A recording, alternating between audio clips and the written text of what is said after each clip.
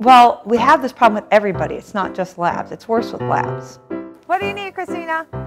It's so out of control. They're just, they're inhaling it, and everybody's getting a different amount. You know, I think we need to work with the trough, and we need to bring in the feeding bowls, and we need to start working with them individually as far as, wait, that's my hair, thank you very much. That's my hair, that's my hair, that's my hair. Because what's happening is it's just a swarm, and if we don't do something about it now, we're going to deal with it with the crate issue again. Every single litter we face, they swarm it because mom goes and they all have, we use her in teaching. So what happens is the puppies will run to mom to eat. Well, when mom leaves, the puppies are running to the bowl and they want have that same, I don't know what word you want to call it, but hunger or anticipation, or we've got to get there quick, because if we don't get there quick, we're not going to get a spot and we're not going to get to eat. So it's almost like a fear thing for them. It's like, excuse my language, oh crap, you know, that I need to go eat.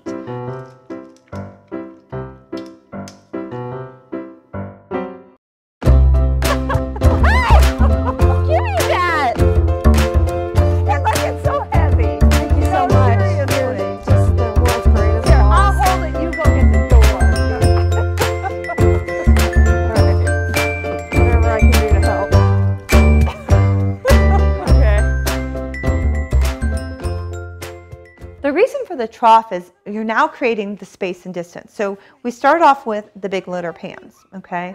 And then we're creating where we're doing the trough, but if we stuck just bowls straight out on the floor, they'd all be bumping each other and kind of running into each other and, hey, I want your bowl, and hey, I want your bowl. It's no different than putting down the bigger bowls. So we have to create the barrier.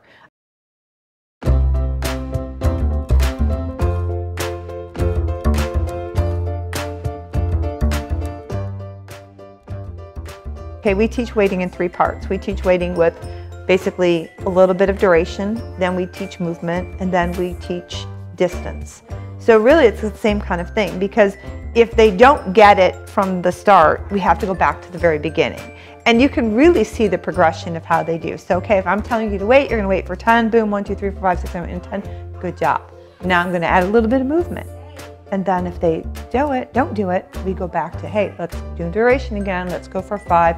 We have to slow it down because we have to understand puppies' brains do not process like our brains do. We basically are instantaneous processors. We can think and multitask and do all that kind of stuff. Dogs can't do that. They can't multitask. So that's what we as people, we have to look at it a little bit of it different from the standpoint. We say, okay, we're expecting them to be in the environment that's different and do the same thing and like the same thing, but they can't do it.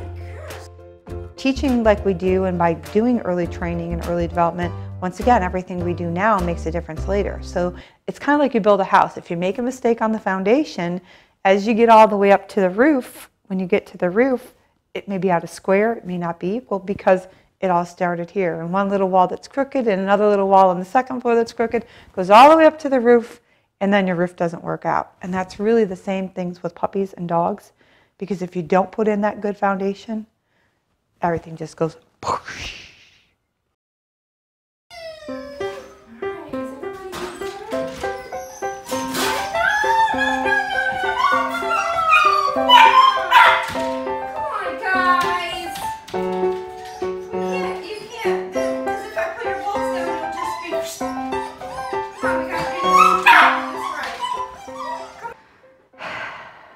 So I have to have I need my me time, you know? It's like, that's all the time. Puppies, puppies, puppies. They're always following me around and grabbing my shoestrings, and they won't let me walk. And they're barking, and they open their mouths, and these people screams come out, and it's just, I'm not sure. I think I need a vacation, though. Maybe that's what it is.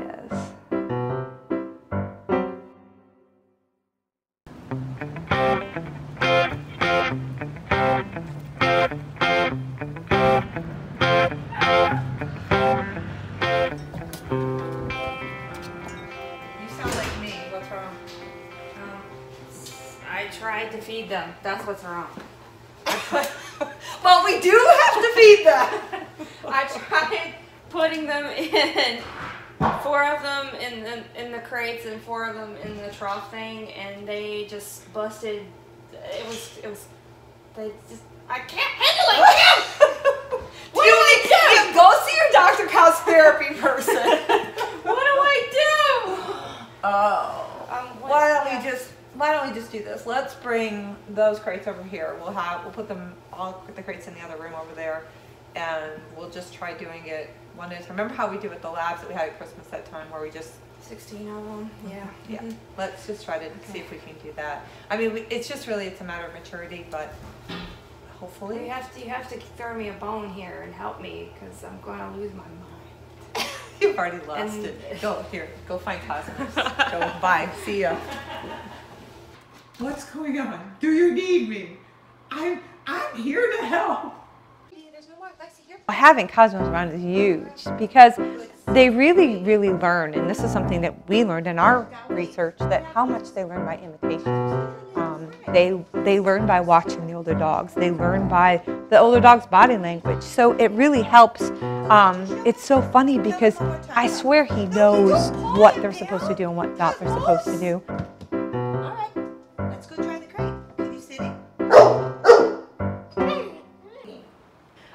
We've had litters and dogs and stuff like that where I've corrected a dog. We had one, for example, that would want to jump the fence.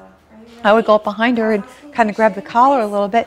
Well, he would do that. So he really has an influence on the puppies. All he's got to do is give them a look or let them know. And it helps too because he's teaching them about dog language.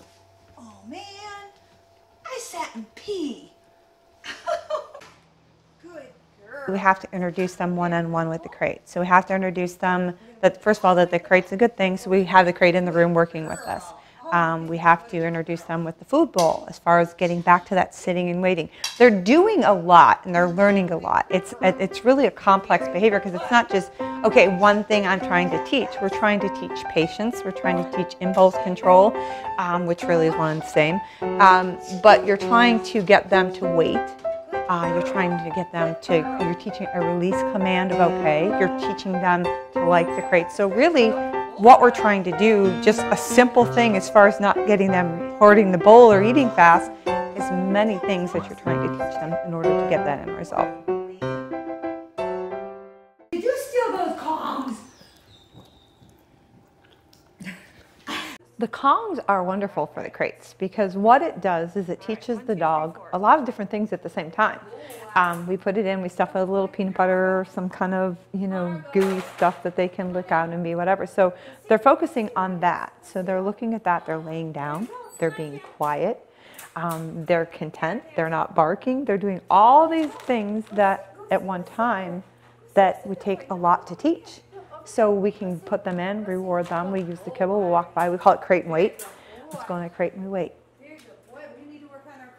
The ultimate goal is to have them so they're calm in the crate, so they eat properly. We're never ever going to get labs to eat slow unless we hand feed them, which hand feeding is actually really a great thing. It's a great way to bond, it's a great way to teach your dog to have less, have better impulse control and so forth.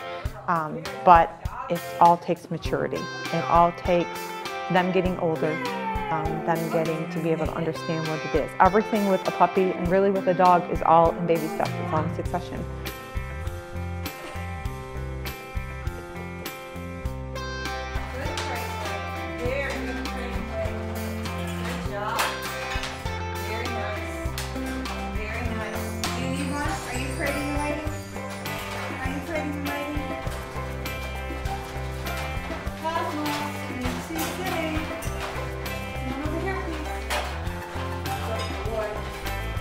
Basically, with all our training, we have a specific mindset, and we have to keep this, otherwise we get frustrated very easily. We try so hard every single day to do the right thing, but you know what? Everybody makes mistakes. We make mistakes. People will make mistakes in their dogs, but we always look to the back at saying, tell me and I will forget, show me and I'll remember, involve me and I'll understand forever. And that's what we look for to be able to teach our puppies each and every day.